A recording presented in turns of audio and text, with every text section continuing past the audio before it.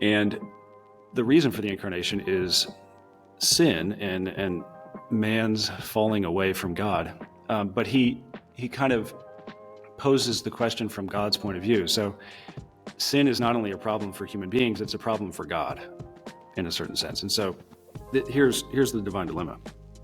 It has sort of two aspects. The first aspect is, by sin, human beings are turning away from God and then falling back into nothingness.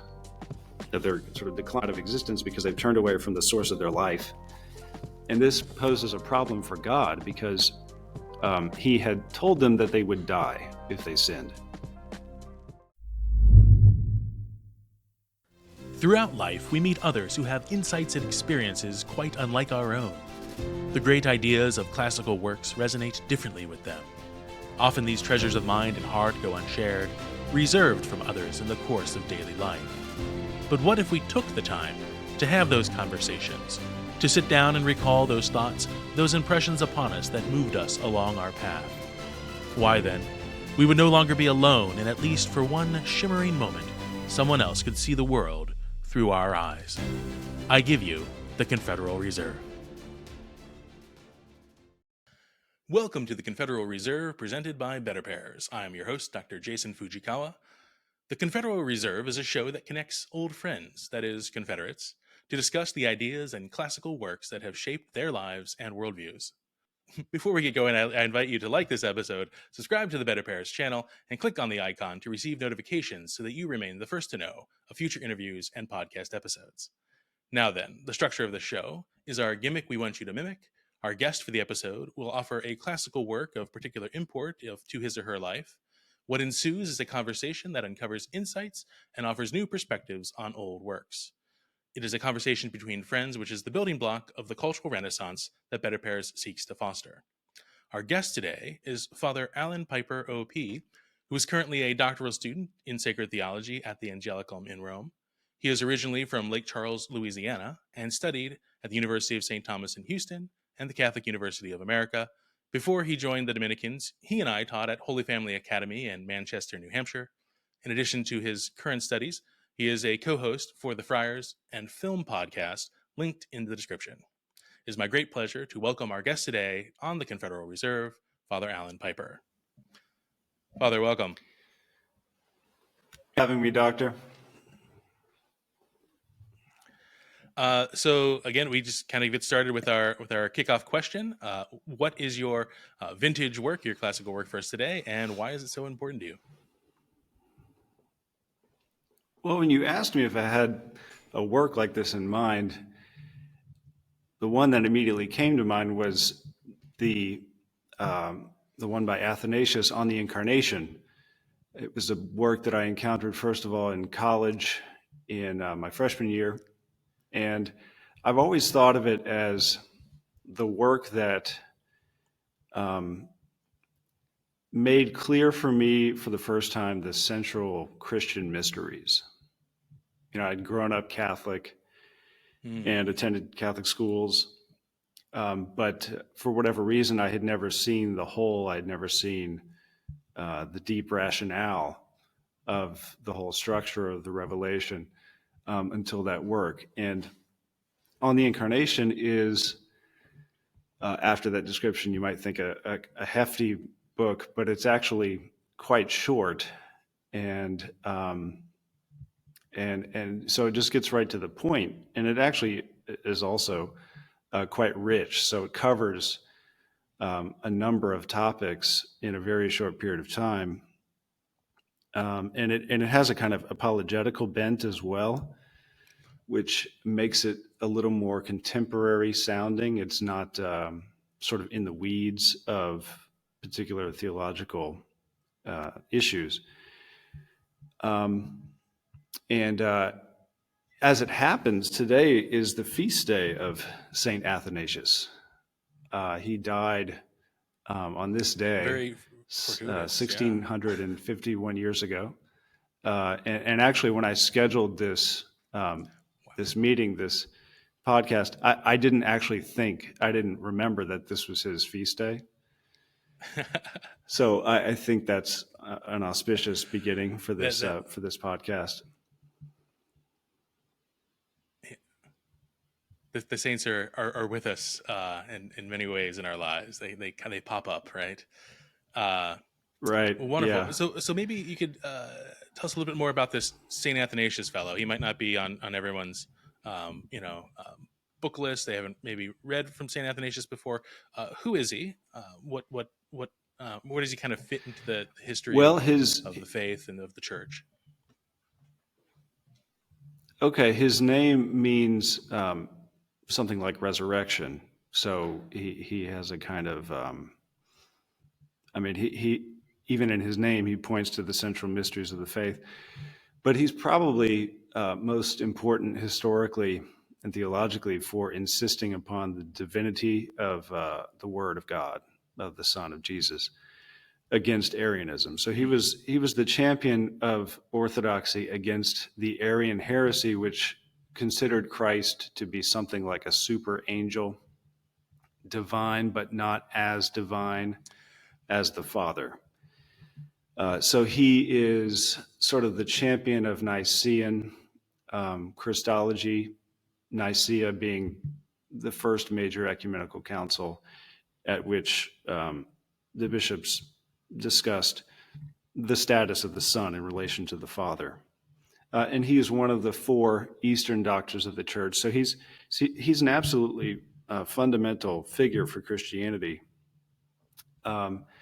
He's also known for appreciating the origins of monastic life in the West, or in the East, but in Christianity, I was thinking, over against more Far Eastern conceptions of monasticism and asceticism. And so he's important both for his high theological views, but also because of his concern for the moral life and the ascetical life in the church, and kind of how Christianity is practiced and lived. The one connection to our readers that might be helpful to us is that in Augustine's Confessions, and BetterPears is kind of, again, the name BetterPears comes from Book 2 of the Confessions of Augustine realizing that the pears he stole as a child he had better pears at home, right? That he wouldn't have committed this theft if it wasn't for these, bad friends, that he had better friends or at least family that would tell him not to steal at home. But later on in the Confessions, Augustine will come across the life of Saint Anthony of the Desert, right? And this biography of Saint Anthony is attributed to Saint Athanasius, and largely through Saint Athanasius's sort of wanderings in the deserts and the various places he ends up. He goes kind of around the Mediterranean in his exiles as he falls afoul of the civil authorities and the Arians in Alexandria, who kind of threaten his life and oust him from his role as the Bishop of Alexandria. So there's sort of a connection there, the kind of importance that the life of Saint Anthony plays in Augustine's conversion is a connection to the sort of influence of Athanasius that who lives about 50 years, 100 years before Augustine, kind of somewhat contemporaneous, but still older. Very good. So the work is on the Incarnation. And I was wondering, when you came across this in your studies, did you get an edition or a translation with the C.S. Lewis introduction? I did, yeah, and he has high praise for the book in that introduction, and I think that's where I got the phrase, or where my professors got the phrase, the divine dilemma. Or maybe he just relates it from another translator. Tell me about the divine dilemma. Yeah, so I think what is the divine for me, dilemma? the divine dilemma is the best place to kind of begin analysis of the text. It's very interesting. He has a very dramatic way of presenting it, and basically the question that is the premise for the book is, why does Christianity make sense? Why does the Incarnation make sense? And the reason for the Incarnation is sin and man's falling away from God. But he kind of poses the question from God's point of view. So sin is not only a problem for human beings, it's a problem for God in a certain sense. And so here's the divine dilemma. It has sort of two aspects. The first aspect is, by sin, human beings are turning away from God and then falling back into nothingness. That they're sort of declining out of existence because they've turned away from the source of their life. And this poses a problem for God because he had told them that they would die if they sinned. Okay, so if he were to somehow go back on that promise after they'd sinned, then he would be untrue to himself. He'd be a kind of liar. And at a maybe deeper level, Right. there's a metaphysical problem with, how can human beings, how can creatures live apart from God anyway, even if God wanted them to live apart from, you're getting into the realm of contradiction and nonsense. And then the other horn of the dilemma is that, well, if God lets them, if God lets them decline back into nothingness, kind of backslide into being uncreated, then his handiwork will have come to nothing, and he will, be shown to be a kind of failed creative. So both of those scenarios are intolerable for God, or dishonoring of him. And so the incarnation is the solution. He himself becomes a human being and then endures death. So he is not shown to be a liar. He's shown to be true, that death is in fact a consequence of sin. But because he himself is immortal,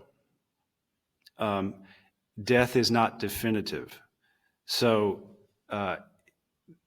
the human race, as God's creation, is not ultimately doomed, but there's a kind of redemption arc, and his work in creation can be redeemed and brought to an even more glorious finish than it started.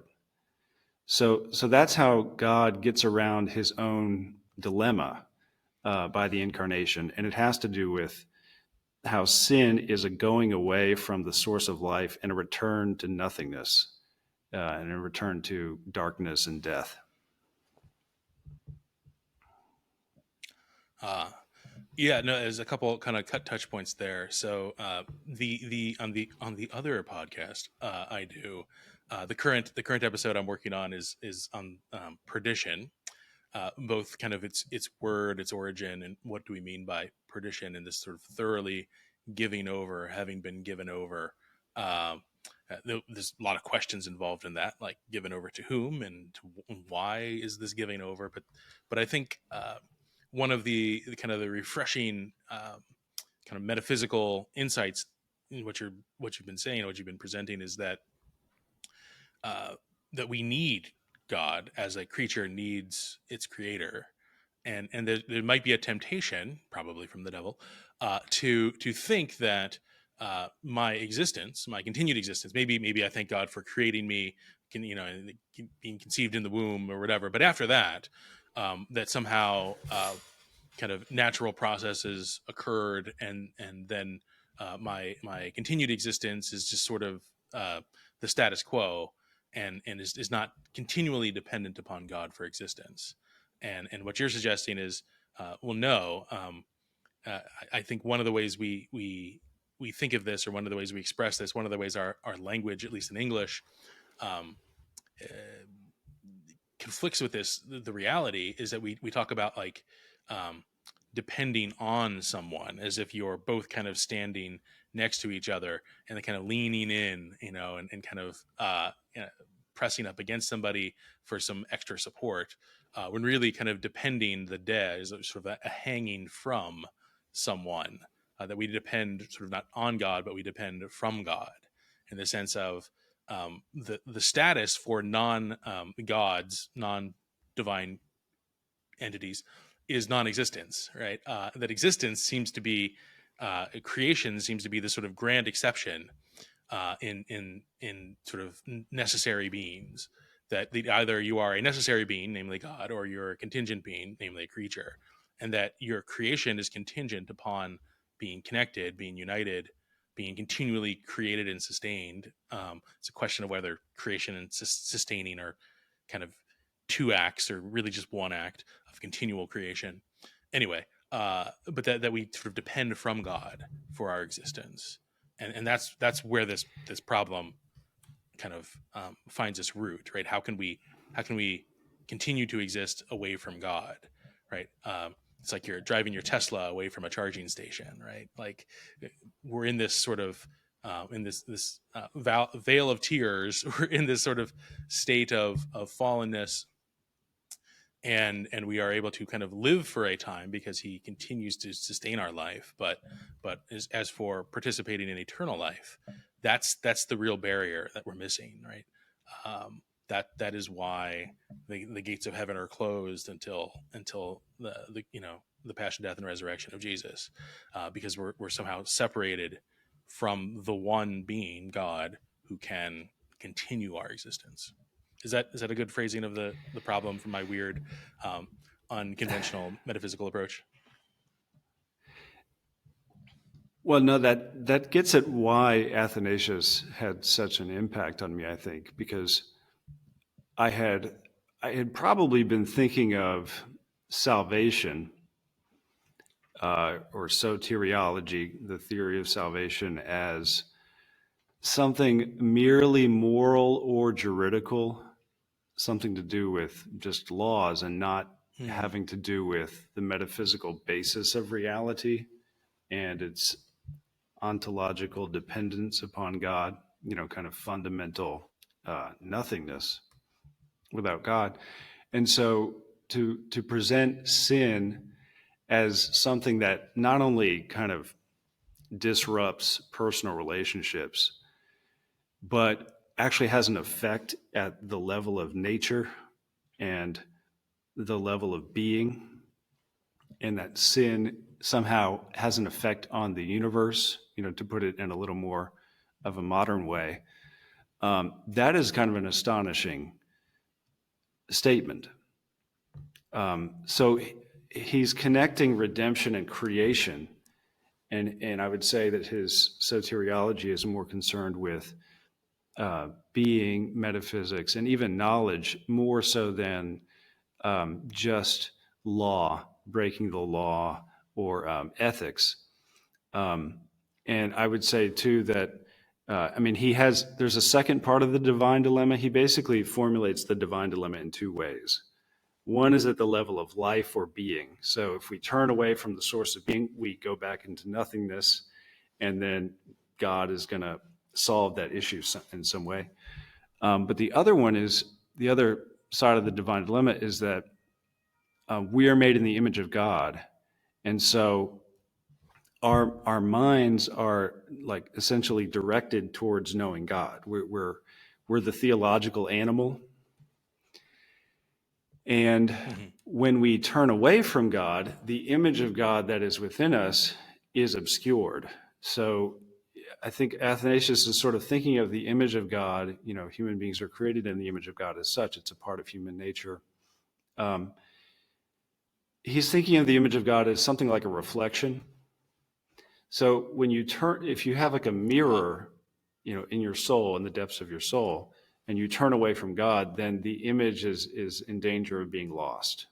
And then, your own dignity and your own directionality to the divinity is in jeopardy.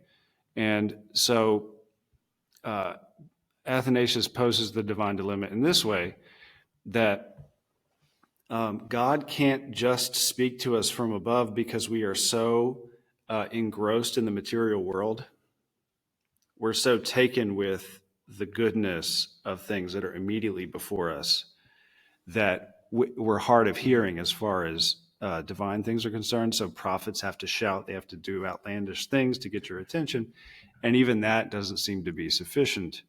And on the other hand, God can't come to us from below, as it were, because then he's in danger of being mistaken for an idol, because we're already enamored of idols and kind of enmeshed in idolatrous practices and living. So God again kind of splits the difference, or has some kind of overarching solution, which is that he comes down to our level, sort of in the middle. So neither just from above nor from below, but at the middle. And so by his human nature, Jesus can get our attention because he's right in front of us. And he's not coming to us in the way that God came to Isaiah, for example, through angels, through a kind of extraordinary, um, theophany, but in a more humane fashion, where Jesus basically calls apostles to himself and says, "Come and see where I'm staying," and he has conversations with them like this, and he has kind of more mundane interactions with people. Right. But he's also, in the meantime, showing gradually his divinity. So he's also distinguishing himself from other material phenomena that people would be tempted to give disordered worship, to basically take as idols. So that's another way in which God solves the divine dilemma with respect to our status as images of God, but obscured and damaged images. And just to finish, Athanasius gives this amazing kind of metaphor. He says, sometimes you have a portrait of someone, and the image of the person is obscured through aging or whatever damage. And what you do is you don't throw out the portrait, but you bring the subject of the portrait in to sit again for his portrait, so that the artist can touch up the original image and restore it to its former glory.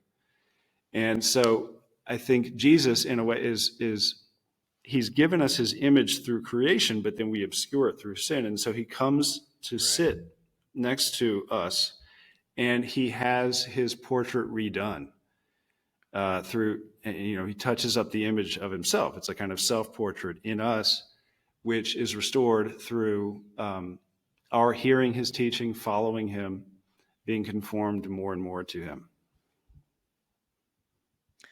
No, I think as you're kind of mentioning that that idea of resitting for a portrait, I wonder in in a time where the ability to sort of just trust images that we see, how much of what we see on the internet, people watching this or watching this on the internet, uh, are seeing images that are computer generated, right? Are what the so-called artificial Right. intelligence generated images of things that never happened, of kind of extrapolations over reality that are not Yeah. reality, or photographs, sort of a writing down of light of what was actually received in the real world, that kind of all the more sort of the a fortiori argument of this true image of human nature that Christ offers us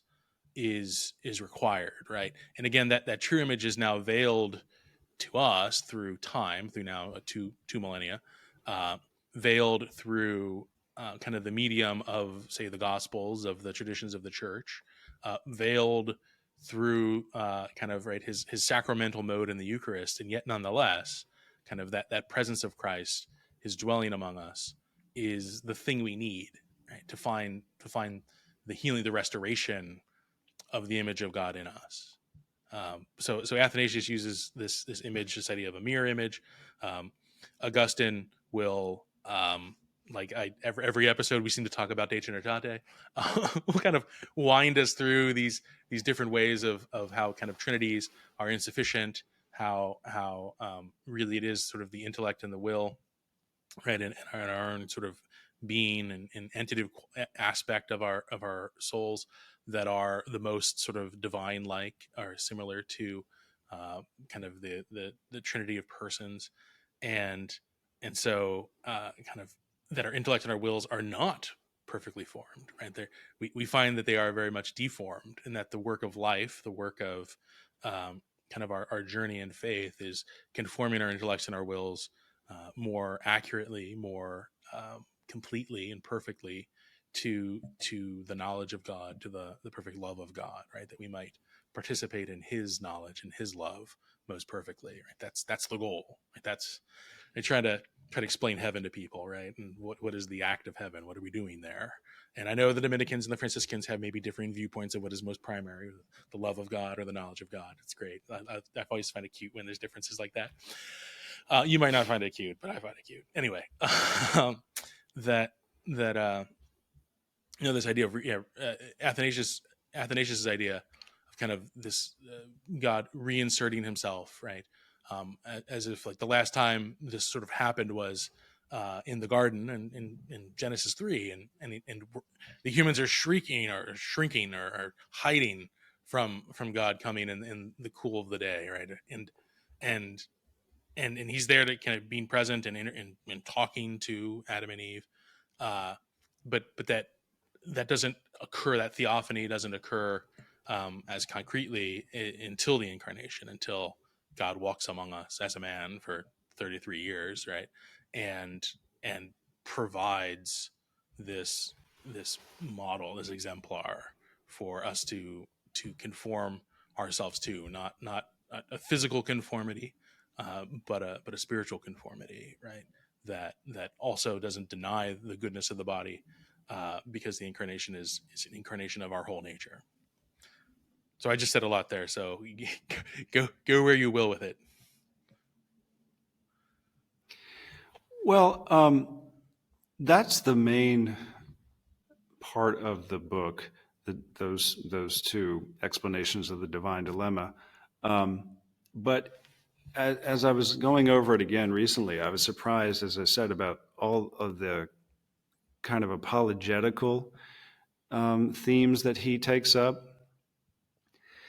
By which I mean he's always saying this or that facet of the faith or the life of Christ is appropriate for such and such. It's fitting. It's suitable. Okay, and it's so, and he has a number of kind of interesting metaphors and comparisons that make the point. So one of the more notable is he says, someone might say, why did Jesus have to die such an ignominious death? If he's really God, if he's really a prophet, shouldn't he have had a more dignified death? Maybe in war or something a little less violent for him. Something a little more glorious, like a Homeric hero or something. Right. And he says that Jesus is like a good wrestler who takes all comers. So if a wrestler restricts himself only to those enemies that he can easily defeat, he's sort of exposed as, a mediocre wrestler. And so Jesus says basically to the world, to Satan, to death, do your worst. And so that explains the suitability of the crucifixion. And so it's interesting to see kind of the concerns of the naysayers or Athanasius's opponents, that this is an undignified leader. And another thing about the crucifixion is that it's especially public. So it lends credibility to the resurrection, because if people had said he's been risen from the dead, one way to get around that statement or to oppose it would be to say, well, how do we know he was dead in the first place? So the prominence, the publicity of the crucifixion kind of heads off that kind of argument, even though, in the modern period you have revivals of this kind of objection. I mean, people have put forward the swoon theory, in the modern period, that Jesus didn't actually die. So you can see that it's in the realm of possibility as an objection. And so it even treats things that are a little bit mind-bending that probably people don't think too much about, like Jesus, why did he take only 3 days? He could have actually prolonged the period between his death and the resurrection, and sort of, indefinitely. I mean, there's nothing I can see that's necessary about Jesus. I mean, part of it is he's avoiding corruption in a sense, but also, I mean, Athanasius focuses on the credibility. So the same people who saw him die also would have seen him risen. So those two phenomena are together so that there can be a crowd of witnesses.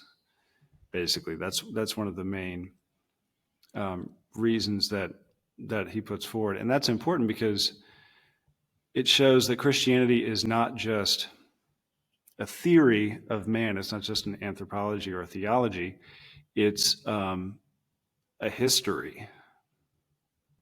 It's based on history. It's based on the temporal nature of human beings, the bodily nature of human beings. So, so it's firmly a religion of revelation rather than something that can be derived from the principles of the human mind.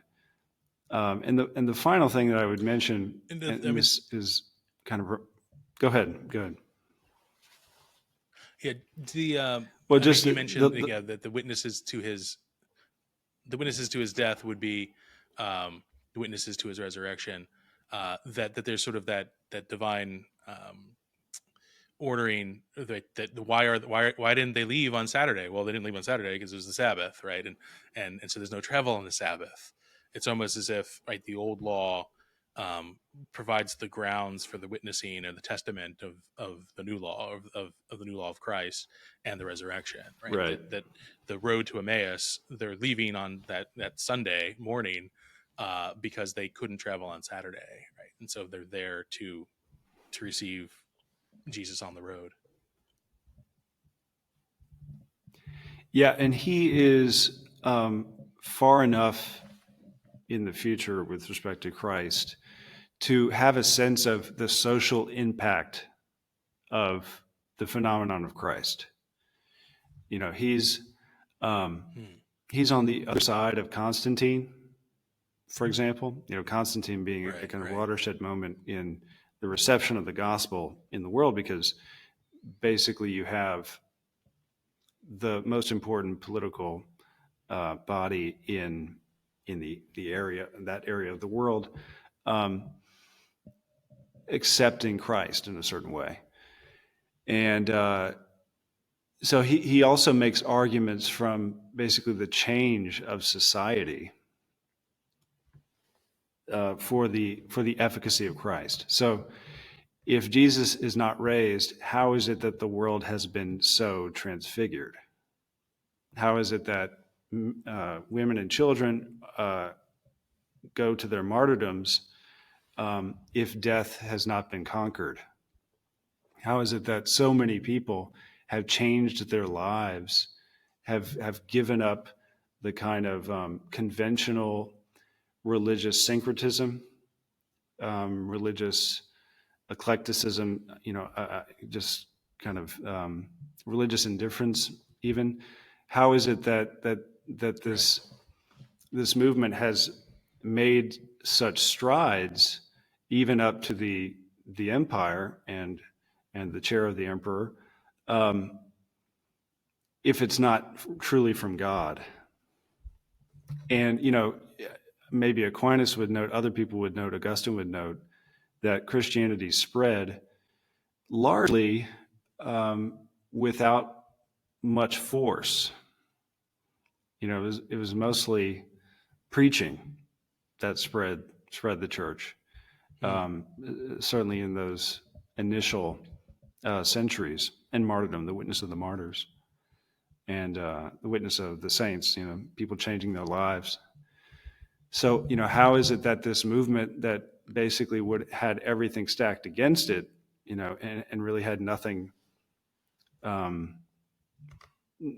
nothing to go on except for the power of Christ? How is it that it got so far? Right. It's the conclusion to the Gamaliel argument. If this is of God, then nothing will stop it.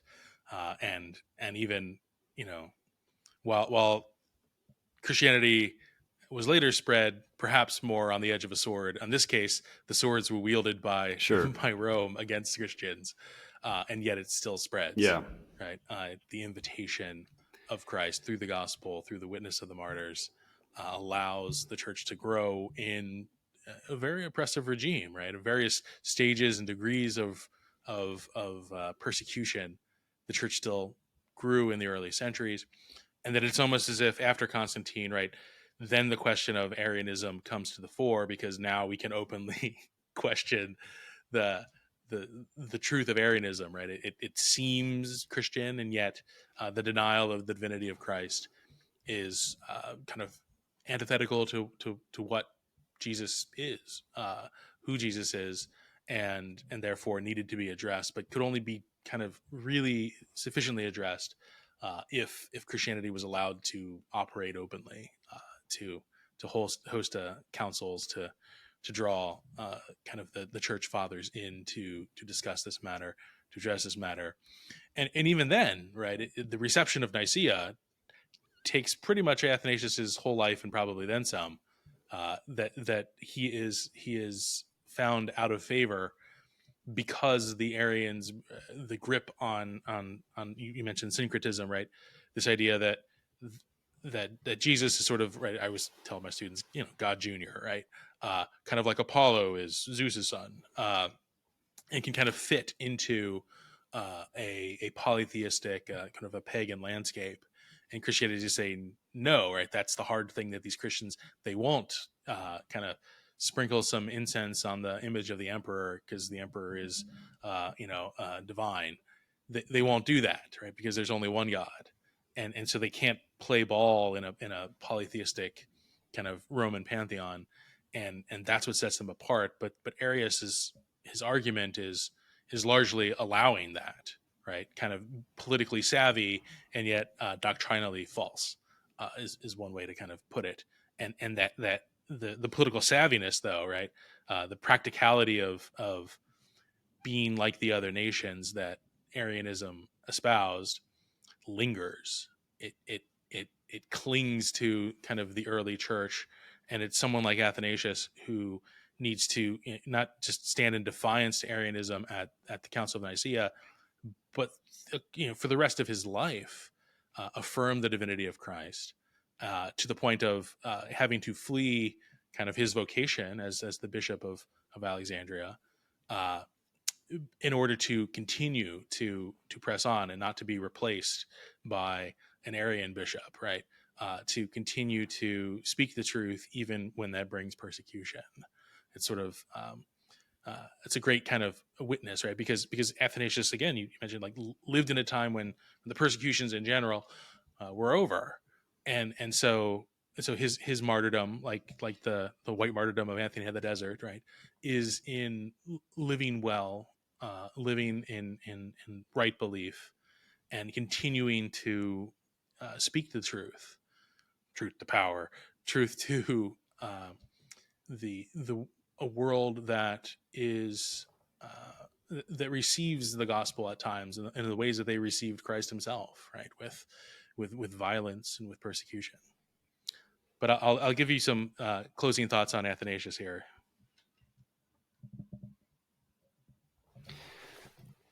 Well, so I may have given the impression that this is an easy book to read, and I would say it probably is not in the present context.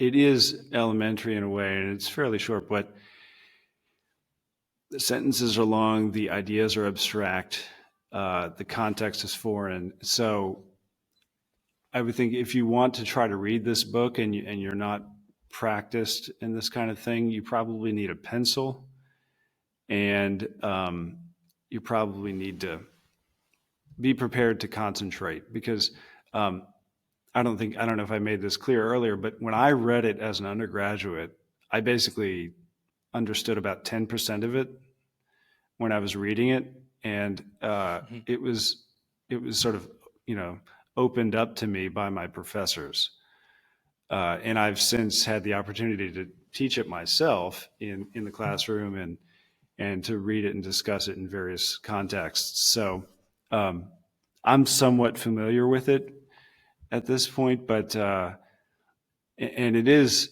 I think if you're looking to start reading the patristics, on the Incarnation is about as good a place to start as any, I think.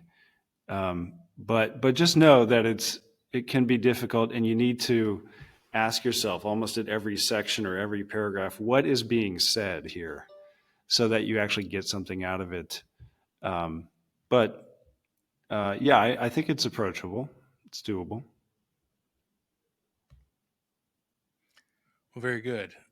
Thank you for sharing your insights on St. Athanasius' On the Incarnation with us today.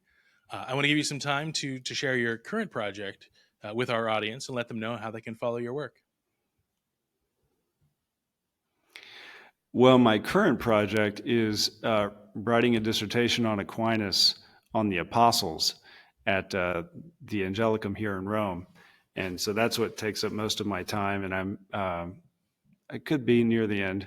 But my online project is a podcast with two other friars from my province, Fathers Timothy Danaher and Luke Hoyt, and we get together about once a month to discuss some movie, usually of a pretty high artistic caliber, but also nothing too terribly obscure.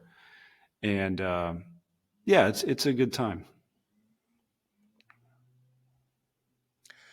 Right. Yeah. No. I think I saw the latest episode is on Dune. I'm assuming parts 1 and part 2, or just part 1. Yes, But, we combine them. again, Yeah. So, and I think you and the other fathers decide, one of you picks. So sometimes they are kind of movies that have been released a while ago. Now, granted, in the grand scheme of things, movies have been around for like 100 years or so. So not like 1600s. Right. So all movies are technically recent in my mind. But some of the more yeah, it's older or vintage movies, but then also some probably 2/3 of them are historical. I mean, they're usually movies that are famous or have some historical import, apart from whatever value they might have in themselves. Yeah, and I find it's helpful, like if you're have recently watched a movie and don't really know how to kind of place it, and if you're don't have someone to discuss it with, the podcast seems like a really great way to hear kind of reflections of well reflective fathers like yourself, who kind of bring their own experiences both with music and film to give you things to think about as you kind of ponder over, like a sign of a good movie, like the sign of a good classical work. As you mentioned, sort of in midst of more than one reading, right? Our first reading, maybe we get 10% of something.